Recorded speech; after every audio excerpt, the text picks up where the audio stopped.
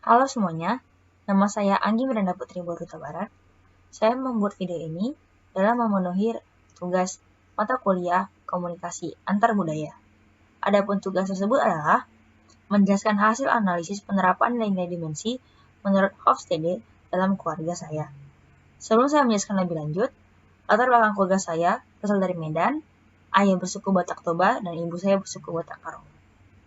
Baik, saya akan langsung saja menjelaskan hasil analisis saya. Yang pertama, individualism versus collectivism.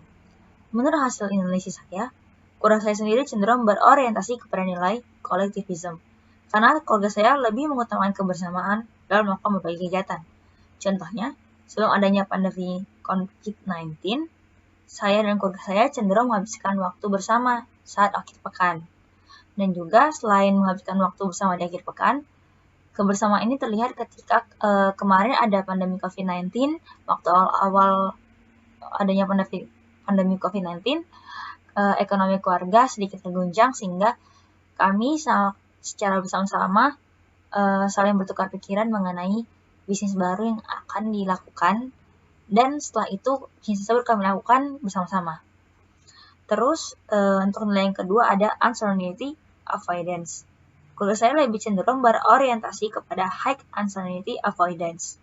Karena di dalam keluarga saya sendiri masih patuh sekali terhadap aturan-aturan adat dalam kesukuan, seperti mengikuti melaksanakan upacara adat, patuh terhadap hierarki struktur dalam suku,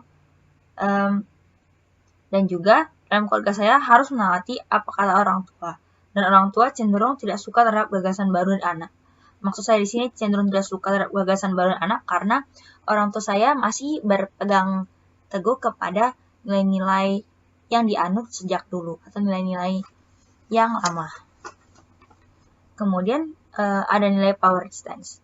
Keluarga saya cenderung kepada high power distance atau lebih cenderung maksud saya menerapkan nilai high power distance. Karena apa? Karena yang pertama dalam keluarga besar saya sendiri cenderung orang yang statusnya yang dalam hierarki suku adat yang saya sebutkan tadi, orang yang lebih tinggi hierarki suku adatnya lebih cenderung untuk dihargai dan pendapatnya sering didengarkan. Dan dalam keluarga saya juga, orang yang lebih tua dan berpendidikan yang lebih tinggi cenderung lebih dihargai dan dengar pendapatnya. Contoh kecilnya adalah, dalam mengampilkan pendapat, orang tua saya lebih mendengar pendapat dari kakak dan abang saya dibanding saya karena saya lebih muda. Dan juga, saya sebagai anak yang paling bungsu atau anak paling muda, sering disuruh-suruh baik oleh kakak, abang, maupun orang tua saya. Kemudian, nilai yang keempat, masculinity versus femininity. Keluarga saya lebih menerapkan nilai masculinity.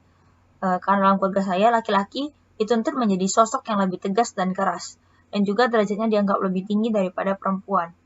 Contohnya, di rumah, saya diwajibkan membersihkan rumah setiap pagi dan mengerjakan pekerjaan rumah lainnya.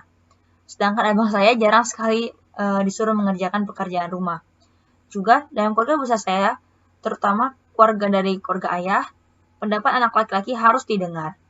Sedangkan anak perempuan jarang diizinkan untuk berpendapat. Nilai yang kelima ada long versus short term orientation. Menurut saya, keluarga saya lebih cenderung berorientasi kepada short term orientation. Keluarga saya cenderung lebih menikmati present time. Dan juga keluarga saya berpegang kuat kepada nilai-nilai keagamaan dan sikap untuk mengikuti kata orang tua atau untuk membanggakan wajah orang tua merupakan nilai penting dalam keluarga.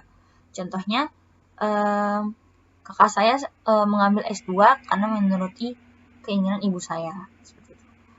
Dan kemudian nilai yang keenam ada indulgence versus restraint. Menurut hasil analisis saya, keluarga saya lebih cenderung menerapkan nilai indulgence atau bahasa Indonesia disebut kebahagiaan. Pertahanan diri cenderung lebih kecil ya diterapkan dalam keluarga saya. Contoh hal kecilnya, ibu dan kakak saya suka kelupaan atau tidak menahan diri ketika sedang berbelanja, suka kebablasan saat belanja. Baiklah, sekian dari hasil analisis saya. Maaf bila ada salah kata. Terima kasih.